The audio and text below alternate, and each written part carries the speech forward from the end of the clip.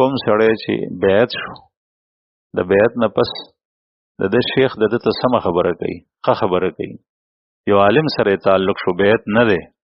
هغه عالم د ته ښه خبره کوي او بیا د هغې نه وروستو دی هغه عمل پرېښو په زړه کې هغه ته سپک ګوري یا په خوله یې سپک شروع کړ دغه سړی چې کوم دی نو خطرناک حالت ته راوړو الله جل شانه کی وی اللہ جل شانہ سرا دیر شتا اللہ کے پاس دیر ہے لیکن اندھیر نہیں اس یا سوخ پس دا سڑے دا اللہ جل شانہ پا گرفت کی رات لیشی اللہ پاک ډېر لوی بادشاہ دے هغه حلیم دے کله چې کوم دی نو دی دا سوچ کوي چې زه چې کار یو بدماشي کوم به نو چا په زړه کې سپک کتل یا په ژبه باندې بد ویل یا مثلا دا ویل چې دکې مونږ سونه مونتل سنشته دی په دې مجلس کې حالانکې هغه وي نیک یو هغه چا سره تعلق چې هغه دنیا پرست دی هغه خلک ځان د دې لپاره کینی چې د هغې نه تحائف هدایا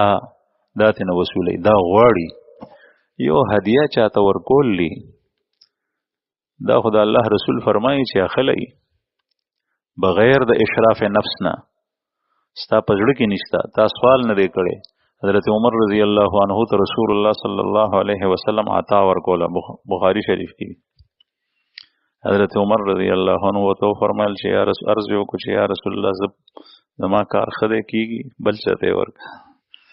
دا الله رسول تو فرمایل چې عمر شکل بغیر د سوال نه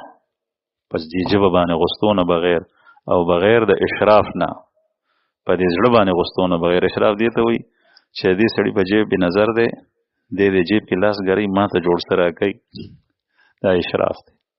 چې دا دواړه خبرې نی نو بیا اخلا چې بیا هم چا وانه غشتو بیا سړی محرومیږي